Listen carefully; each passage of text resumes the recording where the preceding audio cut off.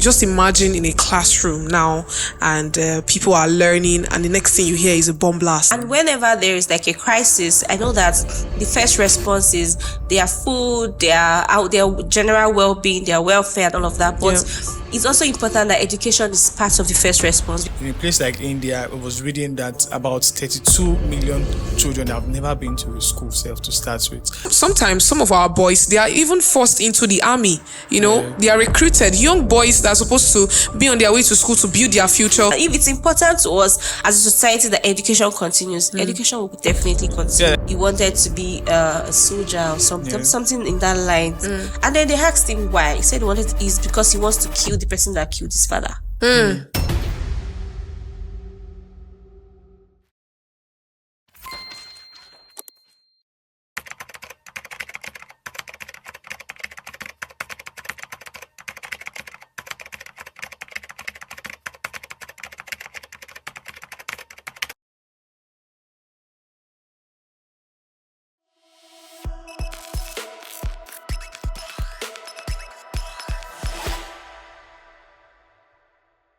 Hi guys, and welcome to Timeline. It's another lovely episode, and we're talking about one of the sectors I love talking about so much.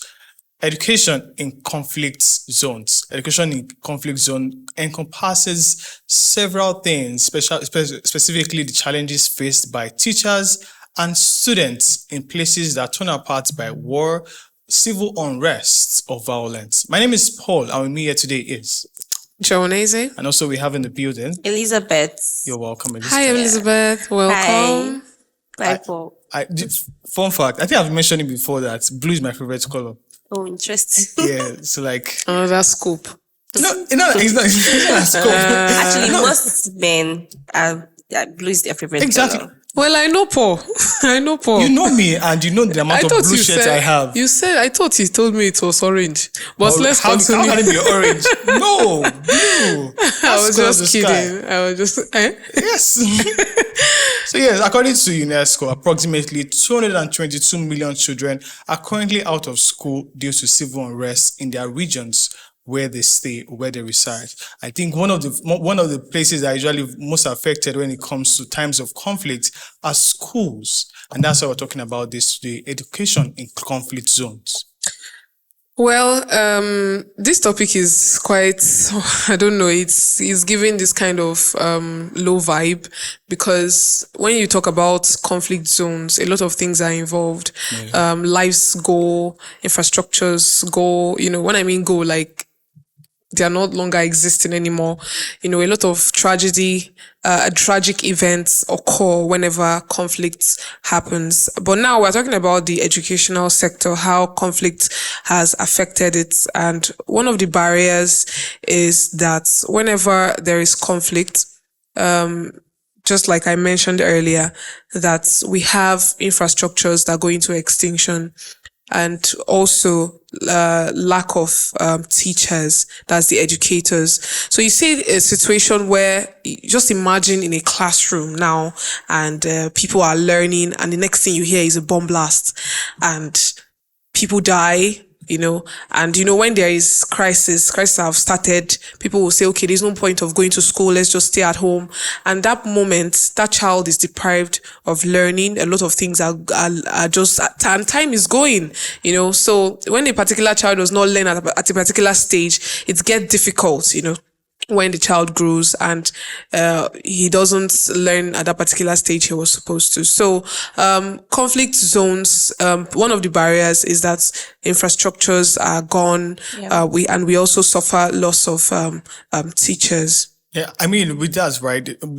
I mentioned earlier that usually there are always several attacks on schools during time of conflict. Yeah. And according to UNICEF, about 14,000 attacks have been on school between 2015 and 2030. That's a lot. So like, that's 2023, sorry, I said 2030. I'm looking... 20, that's why I said that's a lot. But anyways. Yeah, so it's just tells us how much, I mean, even back then in World War II, right? Schools were used as safe havens, because usually there are laws that you can't attack schools and things Yeah, like hospitals, that. yeah. So schools were used as their bunkers during World War II and not all of those kind of things. I mentioned that of teachers as well. Because of conflicts, teachers are going to run for their life as well.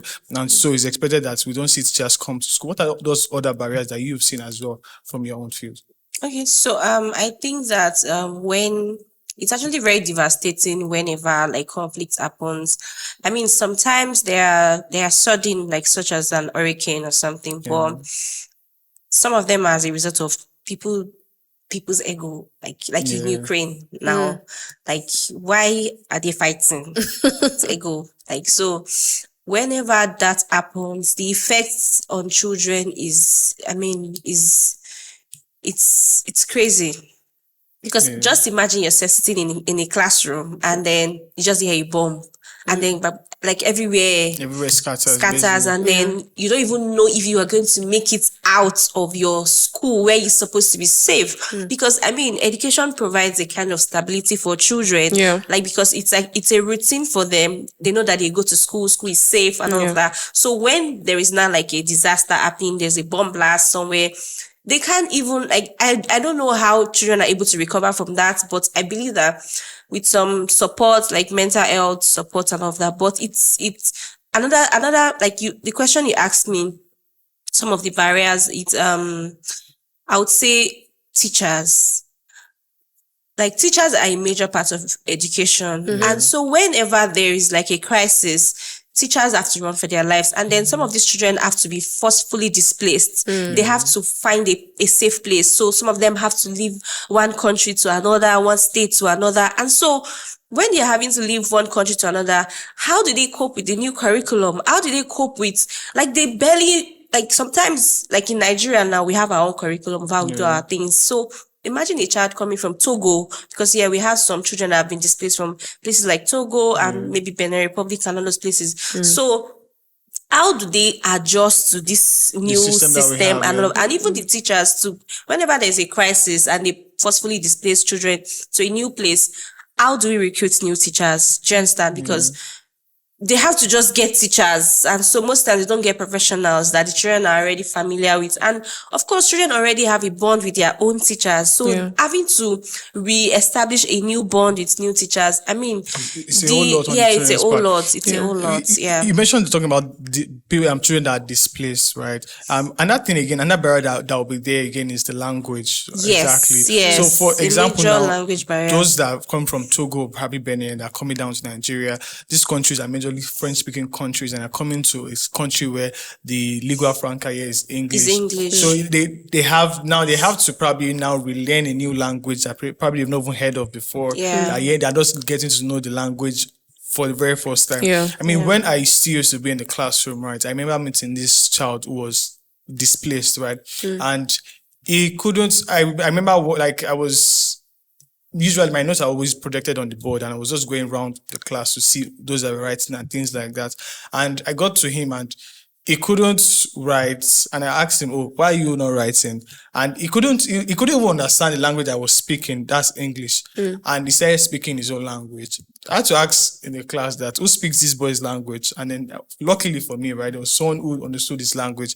And so it had to be the one translating to him and then him translating to me again. So usually language is another thing again that creates that barrier of learning for children. Another thing I think we need to like talk about is the psychological trauma that comes with it. Like, imagine when you've experienced, especially for a child. I don't know why I'm still going back to children, because they are the ones that will leave. Okay, I'm not saying adults will not leave, but they are growing and they will still grow to tell the story of what really happened. For instance, let me give, for instance, of my mom now. Whenever my mom is narrating the Civil War, like, the way I just look at her, she's still, there's this trauma. There's this trauma that if you see the way we were running, my mom had to back, like, she was telling us that her mom had to back her younger ones. She carried her younger brother and they were just running to nowhere. So And the next thing she'll just say is, but I thank God for now. So imagine those children now, for instance, in Ukraine, that we're still talking about the education sector, where according to the Ministry of Education and Science in Ukraine, they said like 1,635 infrastructure students, have gone into extinction. And it's not really that funny. Universities, 5% of the ones enrolled, have gone into extinction. So, and a lot of infrastructures have been damaged. 126, I think, has been damaged as well. So it's quite a lot. So the psychological aspect of it, where I was actually talking about, is that when these children experience this, they go through this PTSD, that's the post-traumatic and stress disorder. And you see, maybe most of them, when they are sleeping, they just wake up and, that trauma is all over. Some of them even watch their parents die at that spot. Most of them see a lot of things crumble in their faces. So it's quite a lot, like, that are actually happening in those zones. Yeah, which is why I think education has to be resilient. I mean, I wrote an article on strategies on how to ensure learning continuity, because one of the ways to help these children return back to normalcy is still education. Yeah. And whenever there is like a crisis, I know that the first response is their food, their general well-being, their welfare, and all of that. But it's also important that education is part of the first response, because it brings back a sense of normalcy that, okay, we are back to learning. Yeah. And so that's also will help to rebuild that community, kind of help them go back into their normal routine, even though maybe not normal, like normal do you understand? Yeah. But it kind of give them a sense that, okay, things are returning back to normal. So like I was reading, whenever like there's war or there's a crisis, my focus is what's happening with the children.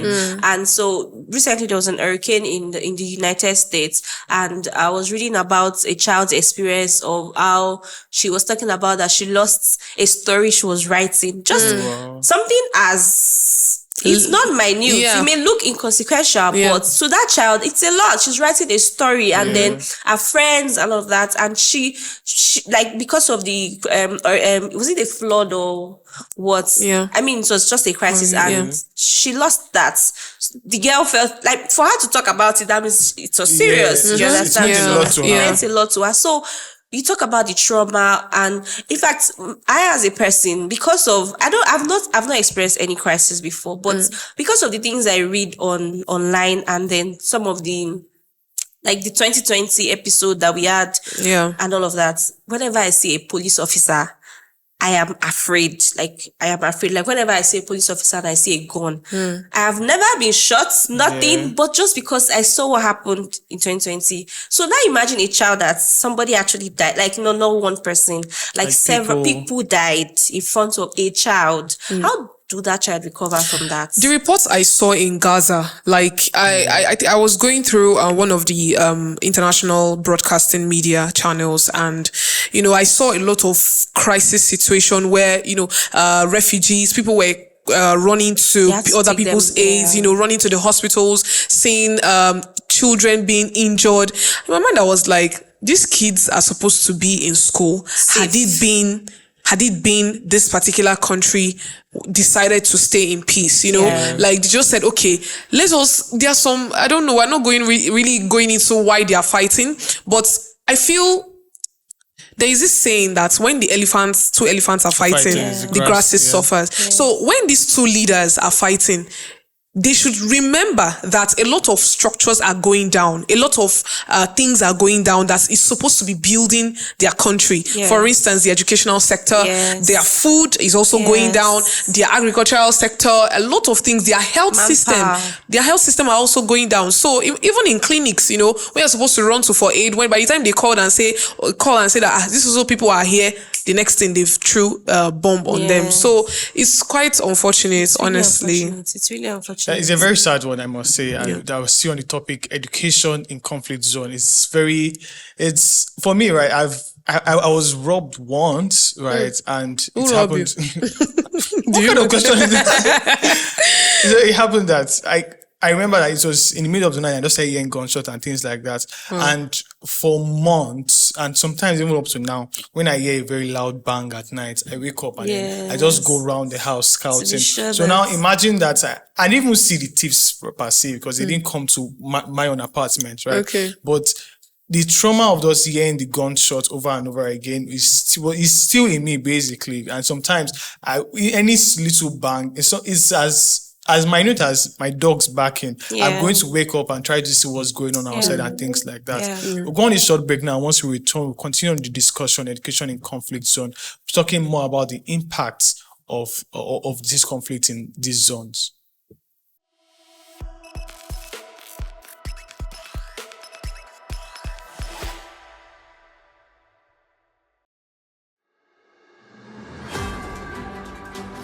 Every day, amazing stories of hope and tenacity unfold across the globe. On Hued Hour, we dive into these inspiring tales and discuss the vital work being done in the humanitarian and development space. Humanity has never faced a shortage of challenges, yet we rise stronger through teamwork and determination. Though these remedies are often underreported, on Hued Hour, we advocate sustainable solutions. We bring you the latest and most impactful news on how lives are being changed. We engage with young change makers and experts who provide valuable insights into relief efforts and the challenges faced by local communities through a global perspective. Join us every Wednesday by 8 a.m. on Hued Network's YouTube channel as we embark on this journey of positive change.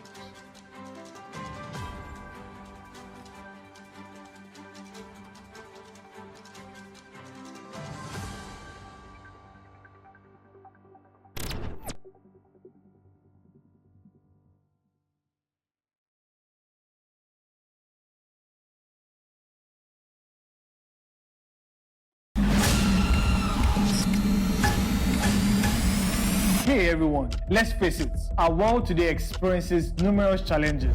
And guess what? Our community isn't off the hook either. Most of the world issues are either not talked about enough or never talked about at all. But here on Timeline, we've got you covered. We dive deep into issues that affect us every day, leaving behind footprints of wisdom, knowledge, and solutions. Think of it like a roadmap that keeps you on the track for success. So buckle up, because in this new season of Timeline, we're taking another trip through the past, the present, and navigate into a more promising future. Again, we're talking solutions, people, and let's make one thing clear.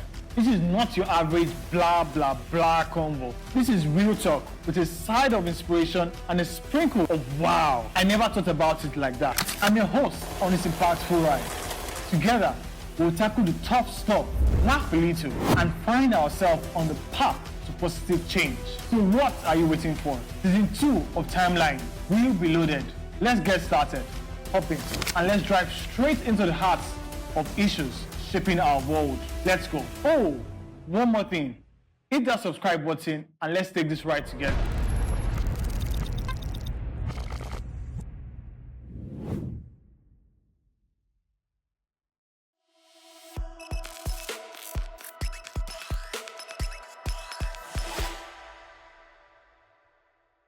Yeah, welcome back. We're still discussing education in conflict zones around the world.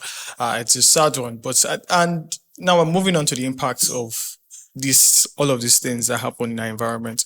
I mean, the very first one is the fact that it's going to increase the amount of out of school children that we already have. I mean, at the moment we have a very huge number of out of school children. In a place like India, I was reading that about 32 million children have never been to a school self to start with. And you're now talking about, imagine that something happens in that kind of region again, and we are just going to increase the number of children who are out of school in such regions. And it just boils down, there's a report as well from UNICEF saying that out of the 6 million children that are refugee children, right, those about 3.7 million of them are out of school. And it's even if there is probably provisions for them to go back to school and things like that, most of them won't want to go back to school because there's also a likelihood that children like that will want to drop out for school. Because I mean, especially for children that the first place of attack was while they were still in school. For them, it is that moment where they heard the bang and then they remember their teacher just ushering them out of the classroom and everybody was running, looking for where to hide and things like that. That was what they remember even while going back to the school. Well, at this point, I'll really talk about the whole gender stuff, the gender disparity, how the girls are being forced out of school, during the conflict zones, during the conflict period. And most times, these girls are, when they are told to leave school, they go into, or they are forced into sexual exploitation or forced early marriages and, stuff like that. You see girls that are supposed to be going to school, but they are doing something else, hard labor. And also our boys, even though some of them, they will say, okay, you can go to school while the girls should stay at home, get married, give birth, work and do all that. But sometimes some of our boys, they are even forced into the army, they are recruited. Young boys that are supposed to be on their way to school to build their future, they'll say, okay, no, let us recruit you into the army so that you'll be strong and defend the border. Kiniko. Like, why? So it's quite unfortunate that this kind of situation presents itself to children, especially the younger ones, giving them choices, making choices for them that is beyond their will. Imagine this kind of a young boy that's maybe 10 years old. It's more like we're recruited into the army. It's more like we're growing forced adults because you're expecting a child probably like 20 years old now to be able to take very crazy decisions, very large decisions that normally at their age, their problem should just be, I want to sleep, or I need sweets. I need that should be that in normal childhood. Exactly, just how depriving that normal, them of a good childhood, exactly. of good childhood memories. Exactly. So it's really sad. And now and again is that with all of this, right, we are losing a very high number of future economy. Because if you should look at these huge numbers now, we usually say that children are the leader of tomorrow, right? And if we are having large numbers of students that don't go to school, students that don't, probably even if they went to school, they are not able to finish school, they are drop out and things like that, we will see that we will have adults in the nearest future with no skill at all. Half-baked.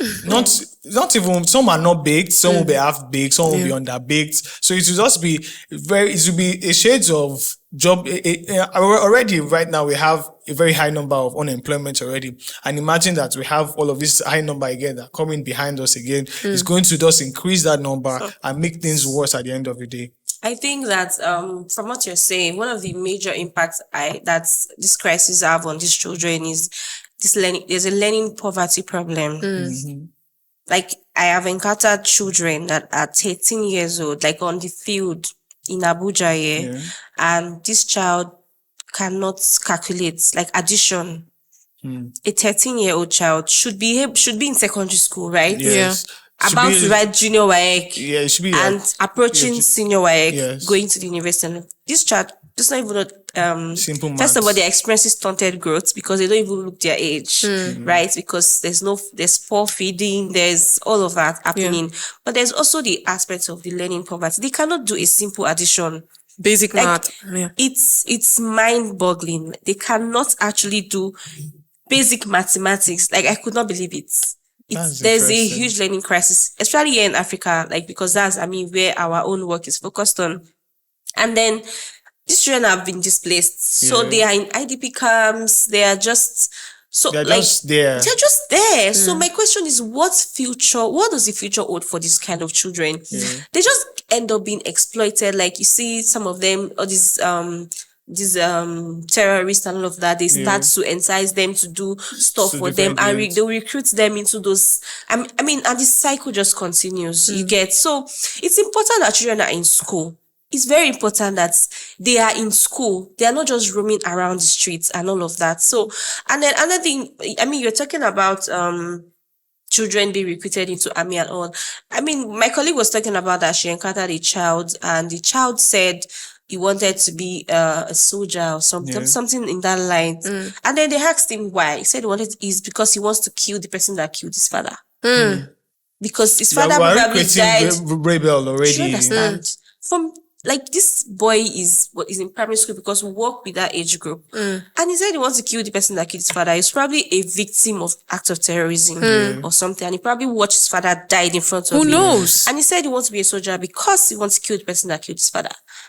How does a child have that kind of orientation? Exactly. Why should you think like that? Why in is the a first child place? thinking in? And I mean, there are several others that are like that. There's one that even said he wants to be a medical doctor because he wants to, like, they have the reason why they want to become those things is because of their What they have circumstances. seen. Yes. He wants to be a medical doctor because he felt like if he had the skills, his sister, his mother would not have died because of health and all of that. I mean, it's a lot. It's a lot to unpack. It's a lot. That's actually a very sad angle that we're bringing into it, really, because I can't imagine being young. I mean, growing up, I wanted to be a lot of things. I know, right? And then all of those reasons were not As deep as It's this. not as exactly. deep, yeah. It was not from a place of pain. It was more of a place of, I'm seeing Enjoyment. this person doing good. And you want to be like I want that. to be like that Yeah. person. I'm seeing the other person Not to doing come and avenge. exactly. Not to come and avenge. It was not born out of rebel, right? It was more of like, I see this thing as something that is very futuristic. But this is and what we are promising. really, really talking about. Like what conflict really does. Yes. Like it's births like a monster Yes, in a child. in a child, Especially when this child has seen, like the crazy part of it is when this child watches it must not Their even really loved one. be a loved Yeah. one, actually. Yeah, it could be a Watch friend, a be human someone. being Yeah. die. And we actually see this portrayed in movies. And, Yes. you know, the person will shoot the father or the friend And or leave the something. child. And the child will just be peeping at the person. And maybe, unfortunately, the person unveils himself, you know, and the child sees the person and the child will be like, I'm when coming for you. when I Yeah. grow, I'm coming for you. for you. And that child will end up joining different kinds of, Because you of know, that bad mission. gangs, you know, entering into robbery and different kind of Yes. illicit behaviors just to get back to that person. Yes. And by the time this child gets back, unfortunately, that is when police will come and hang the child and say, "Oh yeah, let's go to prison." Yeah. We've forgotten that we actually created that particular problem. Exactly. Broken societies Exactly. produces broken people. Exactly. Yeah. So that's Like, just it. you mentioned about a movie. I remember there's this movie. I can't remember the storyline per se now, but I know that it's a story of a young guy that got recruited into army and did a lot of things. Right? It's titled "Beast of No Nation," and that particular story is a very sad one because at a very young age, this guy was exposed to a lot of things, and at the point in the movie, it was like my eyes have seen things. Like it's more like seeing things that. Was Things that were beyond him. Exactly. And he Yeah. was doing things that were not for his age, basically. He was doing things that were above him. I know we've talked about all of these things that they face here and there. So what are those strategies that you think, right, that we can put in place to try to check all of these things to ensure that our children in IDP camps are still being educated, our children that are probably displaced here and there, still one way or the other find their way back to school? All right. So I think that like in the article I wrote about that we have to have a comprehensive plan for contingencies like that. Like there have to be a plan for reintroducing them into the society and reintegrating them back into school. society. It's very important that these children, there's a plan for how, like whenever there's like a crisis situation in the country or whatever, the Ministry of Education has a plan on how to ensure that these children are taken back into school as soon as possible. Yeah, like we have to create learning hubs because of course, whenever there's like maybe there's a bomb blast or something, their schools are destroyed, their materials, I mean, the libraries are gone, their learning resources are gone, the chairs, everything are gone. So like we have to like have learning hubs, learning centers for these children, create emergency learning centers. Sometimes we do like temporal what's the name? Classrooms for them so that they can go back to school. So there have to be like a plan. And this plan has to be backed by series of monitoring and evaluation. Yeah. We must be able to fill all the gaps so that such that when this happen, we have like a comprehensive plan that anybody that pick up this plan knows that okay, this is what we're supposed to do. We are not guessing. Do you understand? We're not guessing. We are not doing trial and error. Do you understand? There has to be like a concrete plan on okay, this is what we are going to do whenever this happens. Do you understand? So I feel like that's one of the major things that we have to put in place. And in this plan, we have to also have like digital platforms included, such that when we cannot reach children in remote areas, they can have access to learning materials that are offline. Because sometimes they don't even have internet services. So they have to be like offline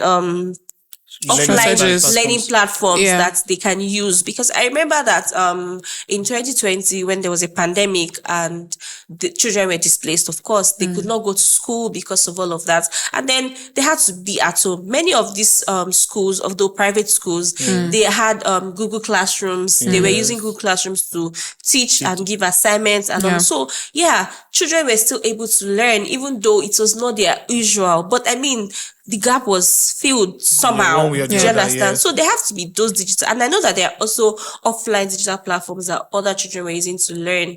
And so that's also a very important. I'll come from the angle of teachers.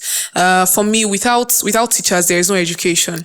So we have teachers, we have the students. So the brain box here is the teachers. When their needs are met, they are being taken care of, they are trained, they are being provided of incentives and all that, they will be able to deliver well, especially in conflict situations, because it's not only the life of the kids that are at stake here, the teachers too. They should also be provided with what they will be needing, to comfort them, even if it's a place for them to run to, where to lay their heads, and all that, because without them, education is.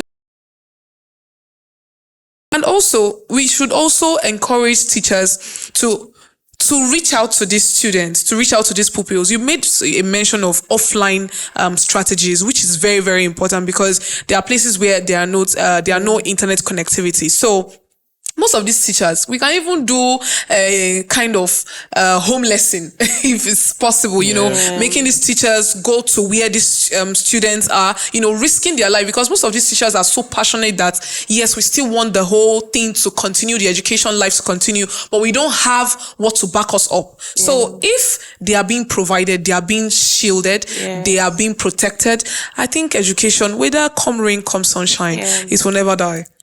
Another thing just like the offline strategy I mentioned is we can also use radios. The way we are talking in this podcast, we could just be teaching. Do you understand? You can just use radio. I mean, in Syria, I know that's one of the ways that they are teaching. Is it Syria now or Sudan? Syria. That's one of the ways they used to still educate children, ensure that learning continues, because there are no internet facilities in some of the areas. So they use radios to communicate. Even it's just something out of nothing. Just do something. Just do something. Because there is a way. There's always a way. When there's a will, there's a way. Do you understand? If it's important to us as a society that education continues, education will definitely continue. I mean, talking about radio programs, I think it's either UNESCO now or UNICEF. They have a particular radio program, REP, radio education program, that I think is targeted at West Africa specifically. And what they do is to ensure that students who are displaced that have access to radio can get classes online through that's the online through the radio basically. And it's a lot really that is just going through my mind now. And education is quite important. We can't outrule it from anything. I think the government as well should try their best. So it should be a will from the government as well to ensure that those that are in IDP camps have teachers to teach them. They have structures that look like classroom, makeshift classroom that they could use for the moments, right? Things like that. Also, you should also try to look at other things as well. I mean, there are several NGOs that are actually doing their best. I know of War Child. What War Child does is to try to bring education to places that are torn apart by war. And it's a very nice initiative. And there are a number of them like that here and there. So with all of these things on board, really, everyone we won't be sitting here talking about things like this, but rather we'll talk about how to even progress, or we'll talk about how to ensure that we make them more efficient. And you've mentioned that there should be proper proper monitoring as well. You can't take that out from any system at all. So if there's also proper monitoring, would be good. So on the final notes now, what would you recommend to individuals, to communities, and to the world at large? Okay, so I think one of the things I would say is that children do not start wars. Yeah. They cannot even end wars, but they are the ones that are the most affected whenever there is war. So I recommend peace. And then I also recommend us paying attention to the climate, like climate change and all of that, because there are some natural disasters that would have been That would be able to that would have been control. able to control if we are paying attention to the earth and what's happening. Do you understand? So, and then my final recommendation is, because there are sometimes that these things cannot be controlled, right? So there should be like these interventions that we've talked about, like learning platforms that can help children to learn before they go into formal school back again, like accelerated learning programs. So government should invest in these things. Invest in, like area high now, what we are doing is our programs are accelerated learning programs. We take out these children that have been out of school and then we try to ensure that they are back. They are learning in such a way that they can go back into school. And so we have been able to take a lot of children from the IDP camps back into formal schools, and they are doing great. You get, so I think these are things that the government have to pay attention to. And also I recommend peace, like Montessori always say, Maria Montessori. Peace, please let us be peaceful people. Yeah. So Well, I don't really have much to say. I will just say that government, whenever crisis occur, and yes, you've tried by putting these people into a camp, don't forget them there. Yeah. That's just my own. Don't forget them there and continue what you're doing. Create another plan for them, create such strategies, just plan and make sure that everything goes well. That's mine. It's true. Like outside all of this, we should also try to ensure that all of these students get counselors to help them so that they could also try to work on the trauma. Most of them are living with PTSD already and things like that. So if they have a good psychologist, a counselor to help them so that all of this trauma that they're facing basically doesn't come back again haunting them.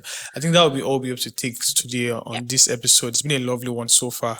Lovely discussion. And I mean, I love talking about education, but this part is one that it weakens the soul, basically. It's a lot. Please, let's try to ensure that we maintain peace. Let us all be preachers of peace. My name is Paul, and with me here was Jonese. and also we had. Elizabeth Abikoye. Thanks very much for coming. Thank you. Elizabeth from Area I. Yeah. Bye for now, guys. Bye, guys. Bye.